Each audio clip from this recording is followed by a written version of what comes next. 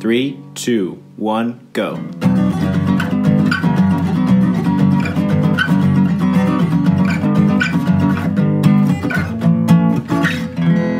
Welcome to Grounds After Rounds. Or if you play it backwards, you'll hear the old one. A message from Satan. Like old Black Sabbath. Did they really used to do that? So I think it was like, it's one of those things, like if you look for it, you'll find it. So like if it's, I don't know if it was legitimate, but I think it's like if you played it backwards and it's like, you hear like, Eric, I've been looking for it for years. Now you find it. You found it.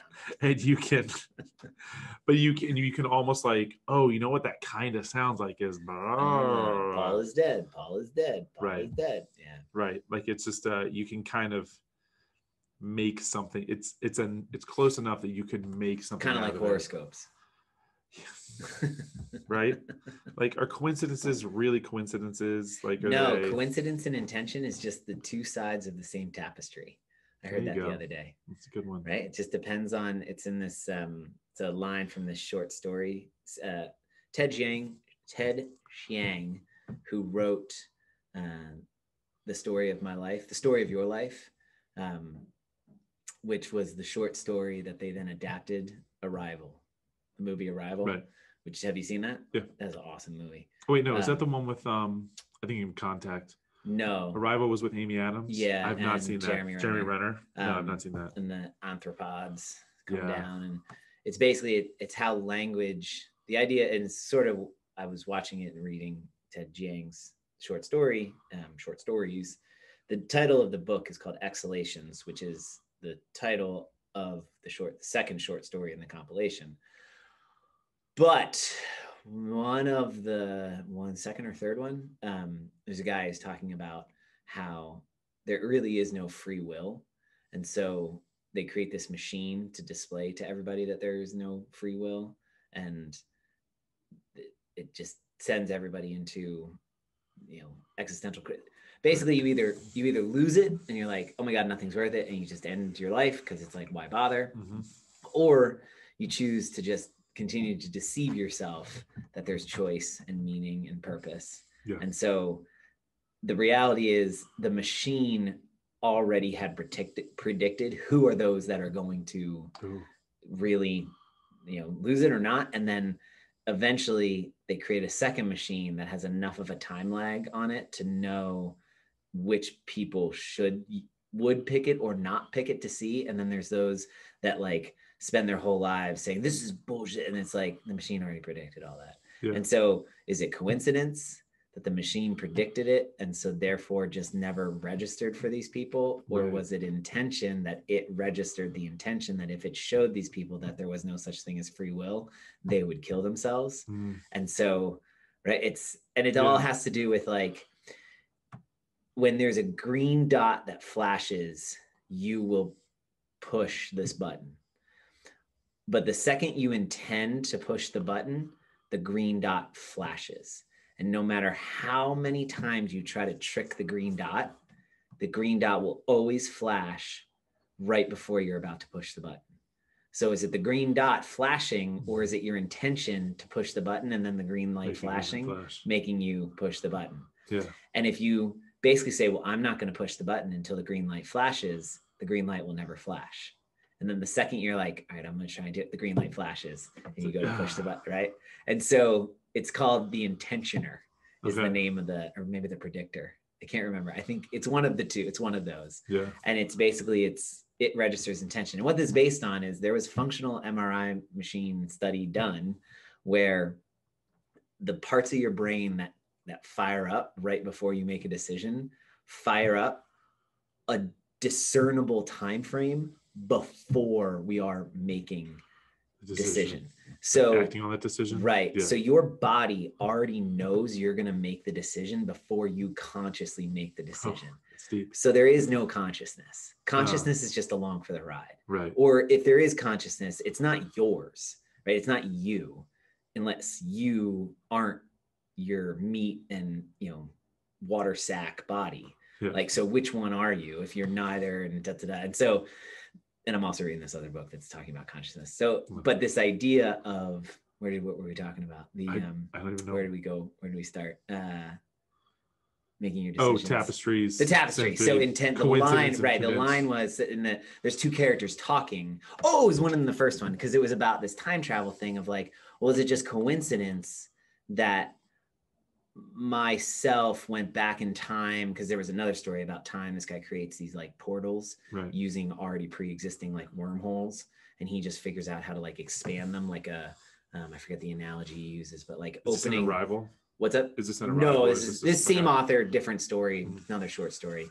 But the one character asks the guy who's created these things, he's like, well, is it just coincidence that I went back in time and met myself and then, gave myself the thing that myself needed to make sure that I went back in time, and would you have known, like, did you know to have this other portal available because I went into the future and met you in the future or in the past and And the guy's like, you're pulling at straws. Coincidence and intention are just this two sides of the same tapestry.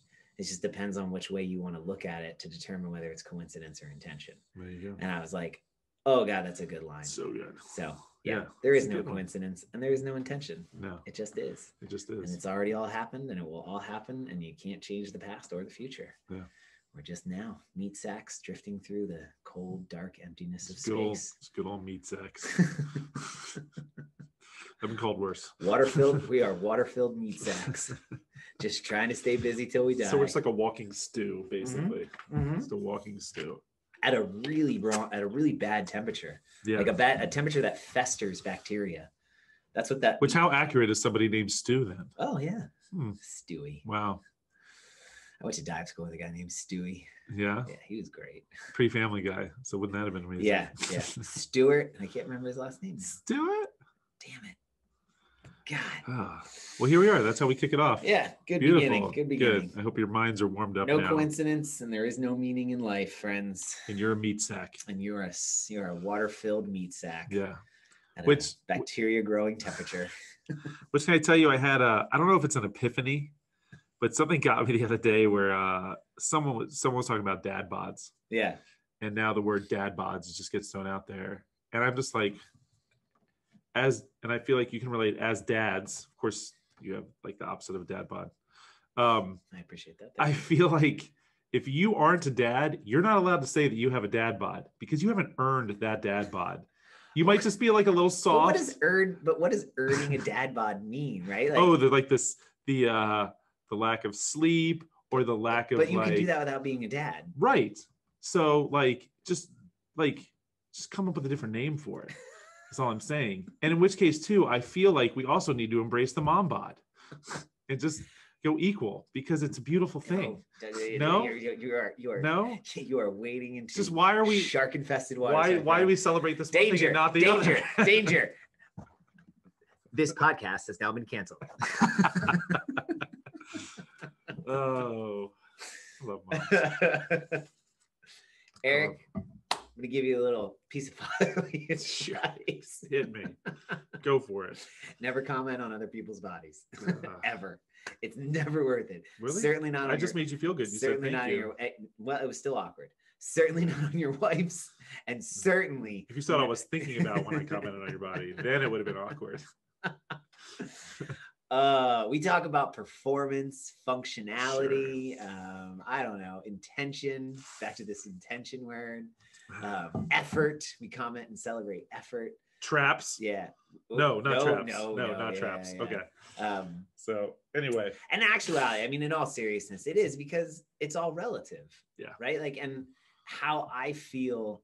That's the saddest part is that the person that Brad Pitt inherently knows that he is a good-looking person. Yeah. Right. He has to, based on just a career of being in the limelight. But I guarantee you he has insecurities around something physical in his makeup. 100%. What's his face? Bradley Cooper, right? Quite possibly one of the most attractive human beings on the planet, both physically, mentally, right? Like the guy speaks like 4 different languages. He can tell jokes in French. He has a personality that's just like infectious. He learned how to play guitar and sing for that effing movie. And he's like amazing. Oh, Hangover. No. Oh, he didn't learn to play it. The other Oh, the other one. The other one. The other one that he was in. With that Grammy Award-winning song. Oh, right, that one. He was on a podcast about all the insecurities that he deals with on a daily basis. Sure. And the continued comments on his success and comments of people like I just made, people like me, make it even worse. Right. And so what I always, I'm joking about the father life, but what I always strive to do and am aware of is don't comment on people's physical state, but more of like how their presence or what they've, or even just like what you see them doing or how it makes you feel is what I often try to do. Like, I'm so happy you're here. It's so great to see you. Yeah. Man, how hard you were trying on that pull-up makes me so happy and proud to be a part of this process. That's a mindfulness like thing. Like when we're talking to Fee and she does something, like we try to avoid like celebrating the accomplishment. We talk about it here too, because it's a growth mindset. Because I think celebrating the accomplishment is very similar to like celebrating someone's appearance. Right, because if it changes or they lose the accomplishment, and this dovetails into our off the Patreon version of the podcast, the earlier conversation. Yeah. The Open was extremely tenuous. Those last two workouts for me as an athlete, that the muscle ups were not there this year. Yeah. And so it could have been just an epic, like, F it, I'm done. Screw it. I suck, But I met the goal that I had set at the beginning, which was to make the top 10% and move on to the next thing. All right. So I tried. I didn't get there. I know why. I assessed it. Yeah. It's not the end of the world. And I'm still allowed to feel proud and happy and accomplished in making the top 10% and moving on to the next thing. And I am. And so it's sort of that, if somebody had, this is not the challenge, but like, this is why it is very dangerous to say to people like, you're an amazing athlete. You're awesome. Yeah. You're so great. Because what happens if that person fails? Because now they're not an amazing athlete anymore. Got it. Right. Well, right. Like it's not intended to make that person feel that way. And I'm not saying like you're not allowed to give people compliments. Right. What I'm saying is be wary or careful of how your language might impose on somebody an artificial expectation of constant greatness. Yeah. Because now that person has to deal with inevitable imposter syndrome or inevitable failure. And so, we talked about that, like awesome performances, or Tia Claire Toomey winning the Open this year is phenomenal, right? Yeah. Like, are you kidding me? Nobody saw it coming. Well, what they didn't see coming is she hasn't really trained for it. True. Right. Or at least from what we've seen from her Instagram feed and doing the bobsled thing. Sure. So the fact that she won that is a testament to her capacity as an athlete and the consistency of her ability as a competitor. If I'm the rest of the field, I'm really nervous. Mm-hmm. And that's amazing that she could do that. And if you look at it, she didn't win a single event. Right. She's just queen of consistency. And so my compliment to her would be like, wow, your consistency and your persistence is amazing. Yeah. Not that you won the Open. If I'm an athlete, if I'm a competitor against her, I'm just like I think crying in my pillow. Right. Right. But I think that's what we try to drive home with the Open too, is it's a great benchmark just to kind of all the work that you put in. If you did the Open last time, I always say last year, but it was last time. Because it was 2019, right. But the last Open, and just using it as a benchmark for all the time and effort that you've put into just getting to this next point. And so if you just hang your hat on, I placed here, or I finished here, or like, this was my score, right? Like it's also the reason why, if you're upset that you had to pay $20 for 2 weeks shorter Open, right? Then why are you doing it to begin with? And if you've made it to the next stage and you're upset that in order to participate in the next stage, you have to pay $50, then I'm pretty sure there's something else that needs to be examined. I would offer you have an opportunity to examine then why are you doing it? Why are you doing it? What is it? Like, I use the analogy of I was blown away. I sat down at a table in Main and Market, and they brought me a menu, and then they brought me the food that I asked for off of the menu. And then when it was all said, they asked if I wanted anything else. I said, nope, I'm good. And they brought me a check and they expected me to pay for it, Eric. Yeah. I was dumbfounded. Bless them. You mean I have to pay for this experience that you've offered to me with no work by me? I didn't have to do any work to set it up, to organize it. And you want me to pay for that experience? And I think that's where it's Blasphemy. cool too. Like it is. And I think that's what it is too. Like the open and the next round after that is very much, we were just with Shelly too, Yeah. with the marathons, the Annapolis Marathon compared to the Boston Marathon. Like, sure, you can say it's smaller event, but like I could go run a half marathon. I'm not gonna, but I could go run. I could go run a half marathon today. Awesome. Just making sure that's clear. That clear. was not a challenge. I'm not throwing that. And I'm with him too, not running. Monique had the right shirt on today. Running sucks. Sorry, Shannon. New Shannon. Zoom Shannon.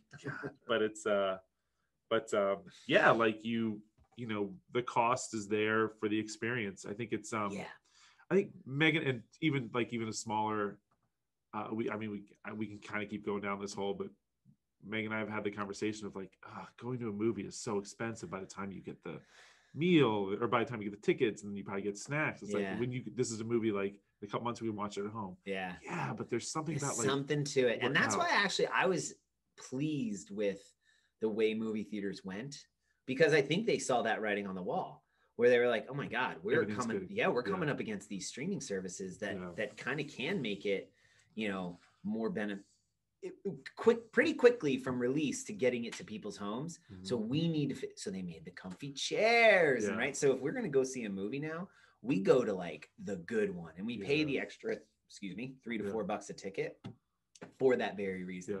It is an experience. And so this open for me as an athlete felt like an experience, and it was awesome. As a coach, it felt like a really worthwhile experience. Mm-hmm. I missed the Friday Night Lights element. 100%. Wanted to come that Friday for the last one. I just ran out of steam. Yeah. It had nothing more than that. And it was, it was kind of the in-laws in town aren't the excuse. I was actually kind of glad that then I could use that as the excuse. So I didn't have to say to you in a text, I'm freaking exhausted. I saw you Friday morning too. Like trying to run that. We said it the night before, like logistically, that's why you sent that email out. Yeah, like we knew, which was actually Nicole's idea. So thank you very much for that. Nicole. And I really appreciated the emails back from people. And they didn't just send them to me either. They emailed their coaches. Like Shelly got a couple clarifying questions, and they were legit questions. Like, okay, I've looked at it. I read Jack's email. I have a question about X, Y, and Z. No problem. Here's the answer to X, Y, and Z. It was awesome. So that worked. I think maybe we should do that more often. Sorry, go ahead. We start every night before. If you get to class it's late, called the Sugar One Posted One with a video. But yeah, I think I knew, like, just seeing how running those 3 classes in a row, which probably did not feel like 3 classes. It probably felt like several hours of just about 3.5 hours. Yeah. But here's the deal. That actually. And this is not complaining. This is that is part of the experience, right. And it is super enjoyable. And it's, I mean, God, why else do this? Like, wasn't it fun? Like totally fun. When you're running that club, when you're coaching it, like unless you have to, you're not stepping in to like count reps for someone. You're managing the show. Like that's what's fun for us is we get to see it. Like if you're counting, like you got to focus on this one person. Maybe you can glance up at another, and then you're like, shoot, were they on 7 or 8? Yes. 8. Wait for their reaction. Yeah. If they're really, really. Oh wait, then what are you on? Yeah. Oh, 10? 10. It was 10. You're right. Good catch. It was no lie. I was, because I totally did that. I was counting for Danny, and Soap was doing her muscle ups, and I kind of peeped over, and I was like, literally, was that 7 or 8? I was like, well, Danny's been going 8-7 like on his front squats pretty consistently. So he was in the second set, so I was like, he'll stop when he's done. And so when he stopped, I was like, okay, 15. I was like 15. Good. So well done, Danny. Good job. Sorry, Danny, you're gonna have to do that one again. Yeah, sorry, brother. Both workouts. You can't do 21.4 until you do 21.3. Of course, I don't feel bad too, because when I hit 185 on the complex, and he put the 1 pound change plates on the inside of his bar, and then he started at 187. Yeah, and he said, like, because that way, like, a lot of people are going up 5 pound increments, that extra 2 pounds could be a nice little jump. A big jump. And so sure enough, and he had seen me finish that workout, and he started at 187. I was like, you could have at least started at 157. It just made me feel like it. So anyway, but yeah, so the open, and then this next round, and then anything else from that is an experience for the athletes. Like, they're not, I don't think anyone's, I mean, I know that at the end of it says proven and it's like earned or whatever, but and the other part about it too, which kind of blows me away, is so what's the complaint? Are you complaining, not complaint, but the concern of having to pay for access to this thing that a private company has created and facilitates and has like sourced and resourced and managed and has, right, that planned out? Like, I never understand that. It's the same thing of like, hey, you're a gym owner, you must be making bank. Hey, right? you think I can get half off on this? Be like, no. Like, why do you want half? I don't understand. Like, when my tax accountant gives me the bill at the end of the tax season, which we're still waiting on, I don't write back to them in the email and say, hey, how about halvesies? Can we go Dutch on this one? No, I write the check and I send it to them. Yeah. You know, so that always, I'm always interested by which professional fields culturally feel like it's okay to feel comfortable saying I shouldn't have to pay for that. Right. Like I said, the gas, right? I don't yell to the gas attendant, I'm only paying for half this tank today. Yeah. What do you think about that? Cool. Fill up half your tank then. Right? Like you pay what the thing is worth, and the market says that's what it's worth, and that's what it's worth. And it said it at the beginning of the rule book. Like, I was just talking to someone about Noble yesterday, and how it was Courtney. She just got a pair of lifters. Her sister gave her a pair of lifters. She didn't like them, and they're like the black and gold legacies. They're beautiful, the super fancy ones. God, they're so nice. I threw one of the make one skirt again. There, it's Always Sunny in Philadelphia, and it's when they dressed up as like British, like powdered faces, dandy boys. Yeah, is that what the term? It's not like dandies or something. Yeah, like that. Yeah. They're walking out. Well, hello. It's when you and your friend get nobles. Well, hello. Walking down the street. What was it? I think it was. That's the way I feel whenever I put them on. There's this. It was that, and then Fluffy Duck did one where there's this TikTok stitch where it's there's this girl and she says, "Show me you're extremely wealthy without, or tell me you're extremely wealthy without, or show me whatever without telling me you're extremely wealthy." Yeah. The guy with Fluffy Duck it cuts to him, and he's just got a pair of Nobles fresh out of the box, and he's just like, yeah. But I said, like Noble makes a really fine quality product, and you will never see them on sale. You will never see them discounted. Yeah. And it's like, in a sense, like that's, you cheapen your product when you do that. And so I think and I'm always curious, like why it's culturally okay that some things it's all right to cheapen it, and I think it's not. Well, I think the purpose is too, like Nike, you could argue, makes a quality product, but then they have sales and stuff all the time. Yeah. Because there is volume, quality, volume, like quantity over quality. Yeah. Whereas it's that whole, like, we could charge a gym membership, we could charge it $50 a person and have 400 people in here, or we could charge it $200 a person and have 60 people in here. Yeah. And which one's giving you the better product? Right. And so it's a constant balance. And in the end, coming back to this idea of the open, the biggest takeaway of this year's open is that it truly is an experience. And so the improvement on that is the goal for next year. It's not about, I think, our focus should be how do we make the experience of the open consistently better? Yeah. The byproduct of that will be better performance, but in the end, like what makes the experience better? The balance of how much somebody pays for something versus the value that they assign to that experience is such an intriguing back and forth relationship. And so, right, like there's no magic 8-ball that says like a monthly membership costs this. Right.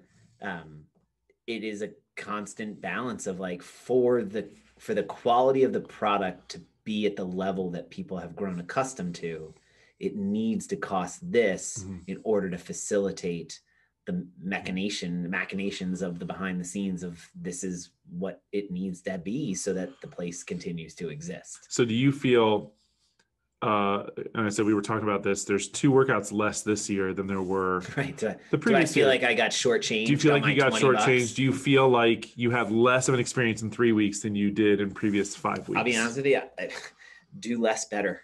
Yeah. Right. I think this was a better open than any I've ever done. And I'll say too, in 3 weeks is such enough. If anything else, enough. I feel like, Rosa coming in, his big thing was like more support to the affiliates. Thanks, buddy. Seriously. Thank you. 3 weeks, more than enough. We're happy. We're very happy. And so, 3 weeks is perfect. That last one was like, oh, now it feels like 5 weeks. Yeah. And rightfully so, right? Like genius. And so, no, I think I cut your question off. But you saw where I was going. Yeah. I got my money's worth as both an athlete, as an affiliate owner, as, whatever is the, co-creator of Fireball. I can't be mad at you. You're the co-creator of Fireball. Right. As the co-shepherd of this community, I feel like that was money well spent by everybody who participated. 100%. Yeah. And it was funny. It was interesting. Those who were new to it and asked like, well, what do you guys get out of this? Like, what do you get out of my $20? It's like nothing other than I get to see your name on the leaderboard. Yeah. Right. Like you're not paying me, you're paying CrossFit. Yeah. And like, aren't you CrossFit? No. We just pay for the name. Like, yeah, we are, but we're not. Yeah. We're not. Like they're not. Yeah. We give them a couple bucks every year to be able to put that name up there. And do they give any of that back to us? Not so, and that's right. Value for your money. It's a metaphor. They don't hand us a check every year. But that 1 year they did. Last year they did. But that was everybody else's money. That's so weird, right? True. But again, like money is such a weird thing. Everyone gets so like about it. It's value, it's experience, and the reason it is value. The reason it has a value is because we've artificially said it's scarce. Yeah. And because it's scarce, if I have more than you, then I have more value. Therefore, I must be more powerful. I must be smarter. I must be fill in the blank thing that is also scarce. Yeah. Right. And so if power is a zero-sum game, then if I have more power, you must have less. That's why more money, more power. Right. But eventually the equation falls apart because let's think about it. This is Amy Cuddy's move with power posing and the idea of shifting from if I derive all of my power, my sense of power from extrinsically driven stimuli. Okay. And let's just use, if I'm in a conversation and the more people who are listening to me, the more I feel powerful, then you're going to notice a type of dynamic of how I act. It's going to be, I'm very forward leaning. I'm loud. I make sure everybody is paying attention to me because the second, let's say there's 5 people, one of them leaves, I just lost 20% of my power. 2 people, oh my God, right? And I've got to hold on to that as much as possible. Versus if I think, well, no, my power comes from in here, right? It's intrinsically driven. I can just give it up, right? If you need to talk. Yeah. Right? Those people, and I try to, it's very difficult.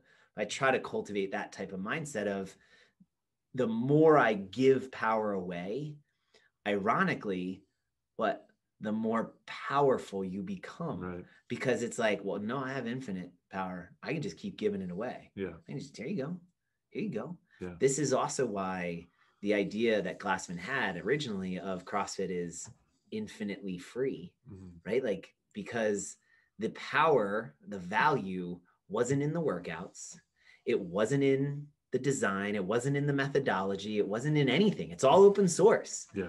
The value is in talking to him, in being able to be next to him, being able to be coached by him, being able to be coached by the people he's coached, right? And so access to him. You got it. And so then that was his business model. So he used to just do one-on-one training until he couldn't do one-on-one training because he just wasn't enough hours in the day and he didn't have enough of him. And so he said, okay, you got a friend, bring your friend. You can pay half price now. Right? Oh, okay. I'll take $30 off of what you're paying. Right. Now all of a sudden it's a deal and you're getting 1 on 2 and it's kind of more fun because you're in 2s and then 3s and 4s and 5s till about 6. 6 was about as many as that's about as big as a 1-on class should be. Unfortunately, the model got blended with the big gym model, but like that's where the whole concept of small group training with personal training attention, you found a price point value that equaled about $10 to $15 a class. If I'm an athlete and I come 3 to 4 times a week, maybe as many as 5 times a week, I'm paying about $10 to $12 a class. Yeah. There you go. That's right. Like you don't have to do a whole lot of rocket science to figure out like, where did your monthly membership price come from? That's it. We do have other metrics that we use and stuff, but money is value. When you determine something is of value to you and that experience is of value, well, then you'll pay any price. Yeah. Right? Like money isn't the issue anymore. Yeah. And so that's where I have no problem talking the dollars and cents to people because it doesn't matter. Doesn't matter. Right? Like the experience is what's important. Yeah. And if we all agree, wow, that experience is totally worth it, then we move forward and it's no big deal. We make it easy, outsource it, automate Well, that's it. why there's that conversation of, why don't you put your prices online? Well, because what's the price? Like, doesn't matter. Price if you online tell doesn't me, matter. Right, if like, you tell me this isn't worth anything to you, then I'm going to tell you because it's set. Right. Yeah. This is actually Steph Haynes and I have had this conversation. He makes a great point. I think did we talk about it on here or you and I talked about it? No, I just think I know her. Oh yeah. I saw her last night.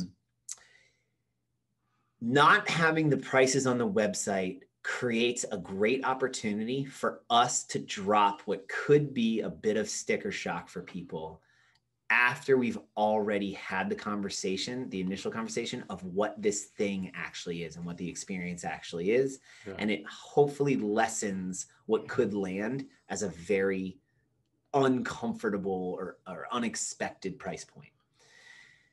If we were getting 75 inquiries a day, then 50 inquiries a day, then yeah, I would say we need to put the prices on the website. Yeah. And let's say we're getting 50 inquiries a day and only 2 of them were actually like, after you told them the price, sticking around. Yeah. Well, then we're wasting our time not having the price on the website. Right. But that's not the case. No. Right. Like it's just another filter gate thing to weed somebody out.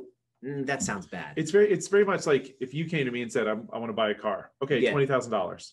Oh, okay. Okay, cool. Right. I was like, because I quickly do the math over 5 years at 2.5%. That's like, okay, that's like, okay, cool. I can get a loan for that. And that'll be about a $250 a month payment. Cool. Okay, cool. Sounds good. It's in my price point, right? Cool.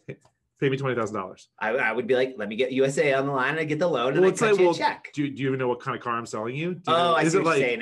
Have you driven it? Have you seen it? I got you. So, and I think that's the, like you, I see. I didn't understand your analogy. I get you. Right. You don't know anything. You were going the right track, but it's like, if you're right now, you're figuring out all these things. I would then ask you the question: what kind of car is it? You don't know anything about the car that I'm selling, other than it's like $20,000. And now, if you told me, yeah, it's this Tesla. My brother-in-law had it for a year or two, and he's like putting maybe 300 miles on it, but he just sits in his garage and he doesn't really want it. So I don't know. And I'm gonna 20,000, give it to, and I'd be like, yeah, yes, that sounds like a good deal. Or yeah, it's this 84 Dodge Charger. So I don't know. That's probably too. I don't know It's a anything station about wagon. There you go. I don't know anything about Backseat has some cars. holes in it. Yeah. I don't know what that was. Some cigarette burns. Right. Anyway, I get what you were going Yeah. now. That's good. Exactly. that's what it was, Context, like, right? yeah. There's no context to it. Yeah. And so you come back to the Open. The Open had context, so much context this year. Yeah. What's next? What's next? Right? Like the next step in our journey as a gym, I hate to see things as like linear, like we're always moving towards some sort of trajectory, or right? Like Kuhn, God, what the heck's his first name? I can't think of his first name. Kuhn is his last name.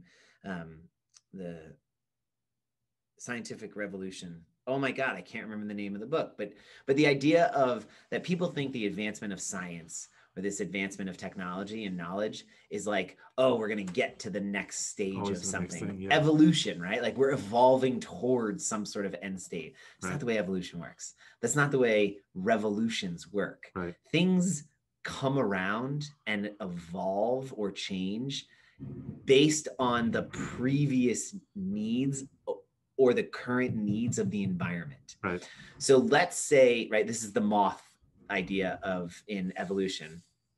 Early 19th century, early 20th century. So right around the late 1800s, early 1900s, Industrial Revolution in England, lots of smoke being created as coal was being burned. There were two types of moths, the brown, blackish ones and the white ones. The white ones were the predominant because they would land on the birch trees. They couldn't be seen by the birds and picked off. And so more of them lived to have the offspring. The black ones or the brownish, darker colored ones would get picked off the trees. Smoke comes around. Those moths have a birth death cycle that was fast enough that in our lifetime, within about 3 to 4 years, you saw a complete flip of the black and brown ones were the majority because they didn't have to mutate. Nothing actually had to change. It's just more of them were living to then have more offspring, to then have more offspring, to have more offspring. That's because of the smoke, they were able to blend in with their surroundings. So the camouflage facilitated them evolving quicker to match the needs of their environment than the white ones. That's a very rudimentary explanation of how natural selection works to facilitate the evolution of a species. Right. Guess what? 50s, 40s, 50s, Clean Air Acts throughout Britain. Guess what? Now you have different colored moths came back, right? So is it did they evolve to something? No, you just change to meet the needs of your environment. We as a community are changing as athletes, becoming smarter. We've been around longer as an affiliate. So there's a need to kind of address this idea of RX and scaled. Coming out of the Open, we've talked about it on here. I've written about it on the blog post. Stealing the idea from Jason Fernandez and Jason Ackerman on Best Hour of the Day, we're going to do an RX challenge month. Yeah. Only to offer people the idea that RX is a made up concept. Yeah. There's nothing about what was written on the board today that says you have to do it that way. Right. It's the thing or the guide or the medium to help facilitate what is the intended stimulus of the workout. Mm-hmm. And so it's a great opportunity for us as coaches and for our community as athletes to practice understanding stimulus and how they can best hit that stimulus with some kind of prescription or RX prior to the workout starting. Right. Changing midstream, not the desired path. No. Right? Because that means something was missed at the beginning. It's like changing your direction of your shot in the middle of shooting your target. Right. 9 times out of 10, you're going to keep missing the target. Right. But if you aim correctly, you've dialed stuff in, you've practiced, and then 3, 2, 1, go, you make the shot and you hit the target. Oh, sweet. Good to go. I got it. Yeah. But that's what's next. From there, then it's just consistent training. Yeah. I think from that point, it becomes more of an individualized, what is your, you as an individual, what is your next thing? Is it, is it Murph? Is in your mindset now, I don't know, are you training for Murph? Like you want to? Yeah. So better taking pull-ups, better- yeah. April's RX month out longer. All right. So use the first 3 weeks of May and then say to yourself, like, I want to try Murph RX. Mhm. Okay. Well, what does RX Murph mean? Right. Like RX Murph is all the reps and I don't know where that came from. all the Because right. go to 2010. I think it's October, maybe. I think it's October 2010 was the first time that Murph was programmed. Okay. It wasn't called Murph. Might have been called Murph. Was it called Body Armor? Is that what that He was? called it, Mike Murphy called it Body Armor. He did.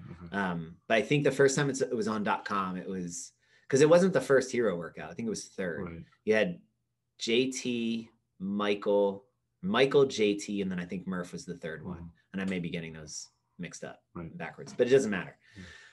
There was nothing. It actually said partition reps as desired. The workout must start with a mile run, must finish with a mile run. The 100, 200, 300 must be done in the middle. If you have a 20-pound vest, wear it. Women wear a 14-pound vest. That was, and I'm paraphrasing, but that was the first time it was on .com. I would argue that's RX. Now, just saying that, if you have a 20-pound, so not saying do it with a 20-pound, saying if you have a 20-pound. So if you don't do it with a 20-pound vest, because I didn't have one, is it still RX?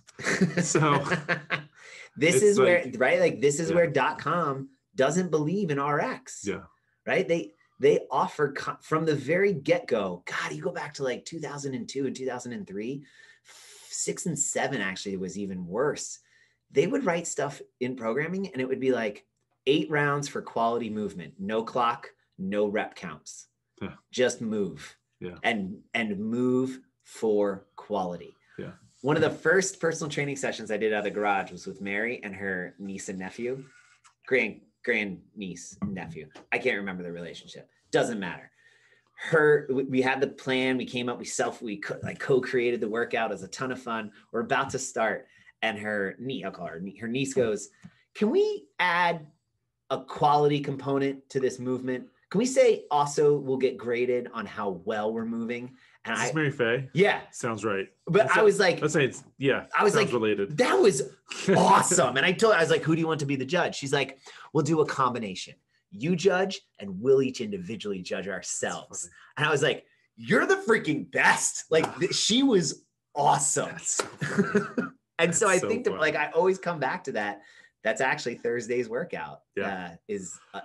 There's no time. So yesterday's. No, I am putting a time limit on it. Right. And there's really no rep count per se. Like it's a certain amount of reps of these movements done strict and done for quality 7 times through. Mm-hmm. So if you pick a scale and modification and at some point it degrades and you can't continue to do that movement as you started at the quality that you've determined is the quality that you want to hit, well, now that movement has to become scaled again. Yeah. In media res, you're scaling it. Yeah. Oh, shoot. That's scaled. Yeah. But if you keep what you picked as your movement, you could feasibly write RX. So I'm coming out hot April 1st. Yeah. Everyone probably, I don't know if everyone thought this, but everyone thought it would be like something real, like sweaty and hard and long. And it's straight up, slow, methodical, quality gymnastics. Yeah. Can you do this in a way that you've picked that you self-define as quality movement? Right. Right? Like if I want to do Murph as RX for me, what does that look like? Right? Is it a time? Is it an effort? I loved Ashley Kathy's last year. Yeah. She's like, do you guys mind? I know I'm going to take longer than what one round would be. Can I do it? And right, like we had this conversation and it was like, hell yeah. Because her whole goal was just one. It wasn't just finish it, but like she had and she nailed it. And she did awesome. Yeah. Right. Like that to me was mark that shit RX. Yeah. Just do it. Yeah. Like, whatever that is to you. And so I think, yeah, absolutely. I think that's a great, because that's the point. Like it's with Murph too. Like if you want to go down that whole, like it's a hero WOD, so you're supposed to go harder, or you're supposed to dig a little bit deeper, and you're supposed to da. So maybe that's what it is. Like go to a place that you don't normally go in training, and maybe that's RX for you. Like you went a little bit harder, maybe you went a little bit longer, maybe you. So yeah, maybe that's some fun with it. So I think that's, now the Open's over. At the end of the day, what are you training for? You can go ahead and say, I'm training for the 2022 Open with a very clear, like, okay, cool. Like, Right. And then the I think conversation is with, okay, well, what then is what that? does that mean? What is Because I would offer to you, then you're training for the unknown and unknowable. Truth. And you're training for general physical preparedness. Yeah. So that means you're going to do CrossFit. Yeah. Okay. So you don't actually have to change anything that you're doing. You don't have to change the what you're doing. I would offer, you might want to look at and have a conversation with one of your coaches about, what about all the other stuff you're doing? Right. So are you tracking your sleep? What's your nutrition look like? Are you doing recovery work? Do you have a deliberate physical body work plan in place? Do you have somebody? Because I know somebody who works here right down the hall there who... Mobile performance therapy with Stephanie Disc? I think you would be ridiculous not to take advantage of her. God, yes. Or her services. Don't take advantage of her. Right. Take advantage of the convenience of her location. Yeah. And that you could schedule that in. And if you're an athlete, James Clear wrote Atomic Habits. It's actually, if you're a cheapskate like me and you don't want to buy the book, just go back and read the 2 years or 3 years worth of his blogs. It's basically the book. It's basically the book. However, the book is it's worth the $12-15, whatever it costs, because it's the experience, guys. Exactly. What you're going to have to do is put together all the things that he did for you in chapters with takeaways, with, if you remember nothing else, summaries at the end. That's why I like to go to a restaurant sometimes yeah, and not exactly. make the meal. I put all the same stuff in my salads that Main and Market does. Somehow their salad always tastes better. Right. It's the chopping. They chop it so much better. Yeah. Anyway. They won't let me back there to look. I've asked. But he talks about habit stacking. So you're already successfully showing up to the gym 4 to 5 times a week. Well done. 45 times a week? Holy crap. That's overtraining.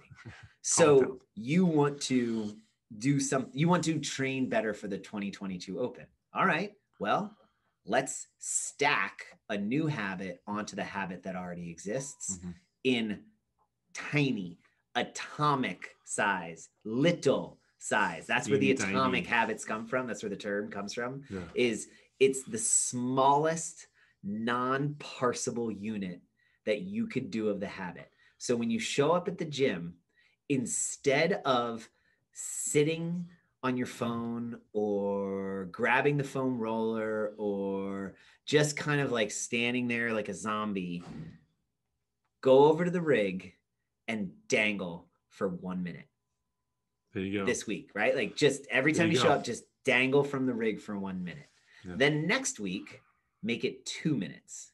Then next week, for the first 30 seconds, do scat pull-ups, then dangle, then scat pull-ups, then dangle. Then the next week, get a band and do 5 pull-ups, dangle, 5 pull-ups, dangle. Then the next week, reduce the band down, right? You see where this is the old analogy of like, if I buy a goat as a little baby goat, what are little baby goats called? Little baby goats? Kids. Oh, okay. So if I buy a kid, that's got. Oh my gosh. I saw that coming. I thought you did that on purpose. If I buy a calf. If I buy a calf. If I buy a calf and I front squat that calf 5 times, right? And every day I front squat that calf 5 times. Yeah. Over the course of the calf growing up to a full-size cow, I should be able to front squat. How heavy is a cow? I don't know, right? I should be able. The thing is, that falls apart a little bit because they will adapt. They grow a lot faster than our muscles adapt. But you understand, small, little 1 to 2% increments of change. Yeah. You start now. That trajectory. This is a visual. So sorry, at home listeners. His hands are together. Right. Here's me not changing anything. Now his left hand is raising slowly. Here's his right me hand just making met the it. 1% now it's past change. His left hand. Now they're going wider, and he's doing the YMCA. That delta between the 2 hands is, oh my God, you're amazing. Oh my God, how did you do that? Oh my God. And the person over here that's made all that, they won't even notice. Right. They won't notice until they look back and see what was their other version. Like, holy crap, And what that is when you're 75 and you can't walk out your front door down to your mailbox to get your mail and walk back to your front door. And you're like, versus the 75-year-old who's doing 21.3 and getting 19 muscle ups. Yeah. And everyone's like, well, that's just a freak. Nice job, Mary. Yeah. Just kidding. Just kidding. Well done. No, Dave Hippensteel. Oh, right? Hippensteel, yeah, now, yeah. Granted, he is. Is he 75? I don't know. I'm making Let's that say number. I think 65, he's whatever. 60 But you know what yeah. I mean? Like yeah. that's the difference of just consistent habit stacking of the next thing. And that doesn't mean more. Right. It just means like, what one thing would you like to have when 2022 comes out? For me, it's freaking bar. It's pulling and pushing. And I know that. And I let it slip for the last 6-7 months. Surprise! Yeah. They weren't there when I was fatigued. Well, I think if a nice way we put a little bow on that is going back to like those little increments every single day. And then the person celebrates you for your accomplishment. But like, that's that focus on like, but look at what that accomplishment really is. Those little bits and pieces every single day. Yeah. And like you said, habit stacking. I like it. That's James Clear, not mine. After, it's Ben Bergeron's. Ooh, that prickly. Well done. And I take that too. Like, how many people after a workout just roll around aimlessly on a foam roller? Like, maybe instead of that, you are doing that hang from a bar. Right. Like, so I will offer this to folks. Mm-hmm. I don't know where it's going to go, but one of the things I know for me as an athlete and as a professional is if I do things publicly, I am more likely to continue with them. There you go. And so we already had the track. It was called Successory Work. But I've renamed it and I'm reprogramming to it. It's called Accessory and Recovery Work. Perfect. The goal of it is that no more than about 15 to 20 minutes. It can be done immediately prior to, it can be done immediately after. Some of the recovery work is already built into workouts. Mm-hmm. I've made it, and I'm not even creating it. I'm just taking warm up and workout mobility stuff that they already have available on YouTube videos. Basically, because here's ROMWOD is now on SugarWOD. That's a lot of WODs. ROMWOD, we could pay as a gym a certain amount and basically put a ROMWOD workout. Did you not go, ooh, when you first saw it? I did because they have great advertising. It was a great workout. But then I did the math on it and then I thought about it. All right, people who I ask for an hour of your time, right? And you pay me a rate that you've determined is the right value for that hour of that time experience. Yeah. I'm going to ask you to do more now. I'm going to tell you, you need to do more. You're not good enough yet. The hour that I'm offering you isn't making you good enough. Right. That's why it was so attractive to us. Cause it was like, oh, we're not enough. Right. And I was like, oh, you bastards. You did it. You stimulated in me and I didn't like that. So what I've realized is, okay, we already have all this stuff. It's built into the work. It's built into the class plans most of the time. But there are times where we're not perfect and we don't get the mobility. We don't get the stretching in it. Well, guess what? It is totally doable in your house. It is doable as a habit stack. It is doable before a workout, after the workout. You got to bolt, you got to go. I am sorry. It is doable after in your car on the way home. Well, almost like some of it, like, well, don't sit in the couch stretch on the way home while you're driving. That could be weird and difficult. True. But it can be doable as a conversation of like, hey, Tesla. I don't know what to do, but I know I have 30 minutes before I go to bed every night. What should I do? I'm glad you asked. Go to your SugarWOD, pull it up. It's right there. Don't do you don't have a pull-up bar. Don't worry about that first block. That's if you want to do this accessory work, do the stretching. Yeah. Because 99.9% of us could be improved over 90%, 100%, 60% of the time. It works 100% of the time. Every time. If it's just mobility. Yeah. We could all work better if we worked more on our mobility. 100%. And that has nothing to do with we're not enough. It has to do with we have been sitting in these chairs for the last 50 minutes. We should be standing. Yeah. I didn't want to stand. My feet hurt. So, but that's what I would say. I still can't feel my legs. Is not a difference of this year because look, we wrote it on a board somewhere, right? Consistency. It's right over there. God. It's on the one over there. No, it was right here. Oh, it's right there. Yeah. Consistency often trumps everything. And so Oh, we're out of focus. Whoa, weird. There we go. There we go. It was my Cool. hair. Your hair put it out of focus. I really gotta get it. There, I think that's what I think is worth focusing on next. And it starts with RX Challenge Month because it's redefining, recalibrating all of our language around this thing called RX. We will then make it super fun because it will put it back to the way it normally was, which is, well, no, RX is what's written on the board. Right. Not whatever you want to make. Just kidding. Whatever. This is it. But it changes the questions. It changes the conversation. It changes the awareness of the athlete to say, like, I see what that said. What do you think if I go heavier here and I do less reps?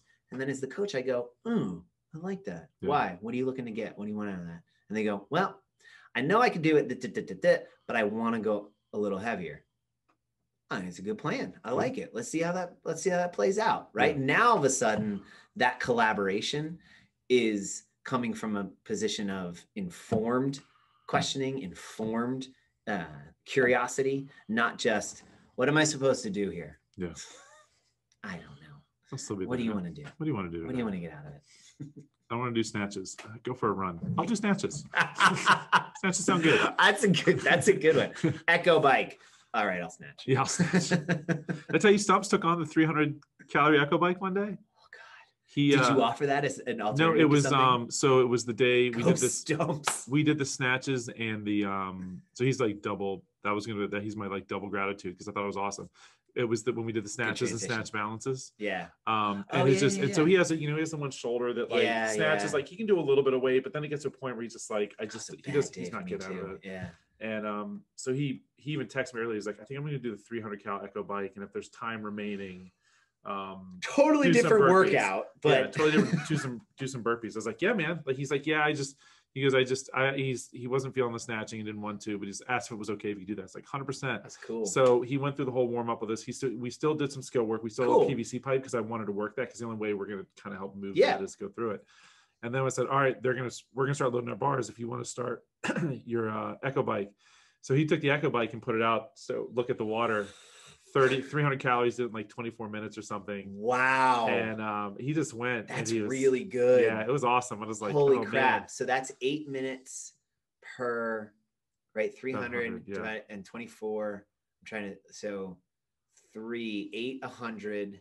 So he was like 12 a minute, 12 to 13 a minute. Sounds all right. Yeah. Wow. Yeah, he was moving. He said the first 100 felt like it took forever. The second one's a little bit of a grind. That third one, because then you start to pick it up because you're at the light at the end of the tunnel. Third, yeah. And so that was that was awesome. Wow. So anyway, yeah, that was cool. And he did it, and he was sweating. He felt good. And he had mentioned doing burpees when there's time left. I was like, and he didn't have to do any burpees. He was fine. But the 300 was enough. But we had talked about it one day about, if you don't want to do the open workout, you can come and do 7 minutes of burpees with 300 calories on the Echo bike. And he was ready to do both. So he'll do 7 minutes burpees one day. But that was awesome. That was fun to watch him do. He just came in, did his thing, was still very much part of the group, and then knocked out the calories. So that was awesome. That is awesome. Cool. Good stuff. Go Stumps. Yeah. Mine is my boy Andy Hunt, Thor's Hammer. He came by on Sunday and for moral support. You did as well, and I appreciated that. Yeah.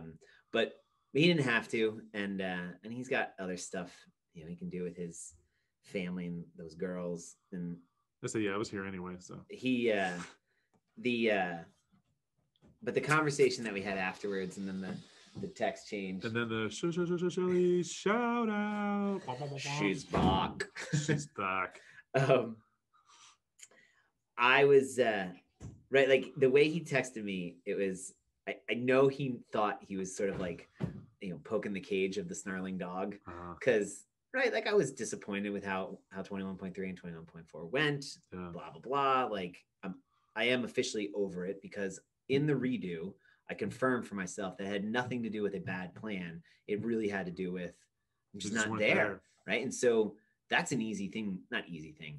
That's an easy choice now that you have to make. Yeah. You can either hold on to that and just keep punishing yourself, or you can let go. Yeah. And just let go. Like, it's all right. It doesn't matter. And then when doing that, I saw held on to the top 10%. Yeah. I was pretty happy. Yeah. And I was proud. Like, I was like, cool. And so when he texted me, it was sort of a congratulations. You know, I'm really proud of you. And like, it was a really nice text. And my text back to him was, thank you. And I explained to him where I was emotionally. And then he texted back to me. He's like, you know, good on you for recognizing the accomplishment. It was a very mature and like, you know what I mean? Like we were not busting each other's balls. We were just really happy for each other. Yeah. And he's like, and I don't know how much I think he really means this. He goes, I'm willing when the workouts come out, I'll guinea pig some of them just to see if there's anything to be learned before you and Mel try them. Oh, when the quarterfinal masters, the age group ones come out.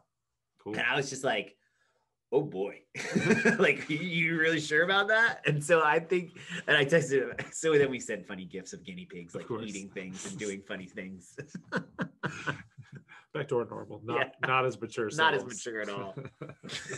But I was very, it felt, and he came to all three, right? Like it felt really, it was a really rewarding experience across all facets of what we're doing in here. Yeah. Coach, athlete, owner, whatever. And he was kind of at the center of all of that. For me personally, as the athlete side of it, clearly you're there as the shepherd of this thing with me. You know what I mean? Yeah. But like, I was like, huh. And it hasn't been like that in a while for us. Cause after we did the one competing one, you know, things split. Yeah. And it was just life different. Changed. Exactly. So I was really grateful for him because I didn't have to make any effort. Right. Yeah. I'm a mile and a half down the road. Exactly. Yeah. I got to be here anyway. He's the one having to drive over. He's the one changing his schedule. He's the one. Right. And so fully aware of that and really grateful. But yeah, that was awesome. It was good seeing him. It was fun. Yeah. Awesome. It's a good open. It was worth the $20. I would. That's how I feel. All right. Moving on to the next thing, which is tomorrow. Because that's the way it works. Tomorrow, with yesterday. Time. Yeah. Yeah. All right. I mean, it's just the way it is. Like, you go to bed, sun comes up. It's another day. Yeah. Keeps coming whether you want it to or not. Yeah. There you go. Do you have any April Fool's jokes planned for anyone? No. I think we've covered this before. You're not a big fan? No. Cross this off my list. Thanks. Cool. Awesome. I think it comes down to I don't like making people feel like fools. Yeah. I don't like feeling like a fool. Yeah. I find it cruel. Yeah. And I think practical jokes in general are cruel. Yeah. And it's, I think, more what hole do you need to fill that you need to feel like you need to make someone feel lesser. Yeah, exactly. Yeah, I'm with you. And I know that's like, dude, relax. It was, you know, it was saran wrap on your car. Yeah. But it's kind of like, it comes down, like, to me, that's what it triggers in me. Yeah. And so I try to stay as far away from that as possible. Because usually what happens too is, sure, the saran wrap on the car. I also am the one that now has to clean it up because you left it for me, which I'm like, right. Anyway, I'm with you. Yeah. So cool. No, right. Like same thing, like people are like, oh, we're going to program. I'm like, so basically what you're going to say to people is don't trust me. Like you can't trust me is what I'm saying to you. The person that you're supposed to trust the most, you can't trust me. Yeah. Pretty much. That's what we're doing. All right, so we're gonna hold off on the little psychology there, the psychotherapy. Yeah, I think we'll leave that alone. Cool. So this is a loaded one today. We're good to go.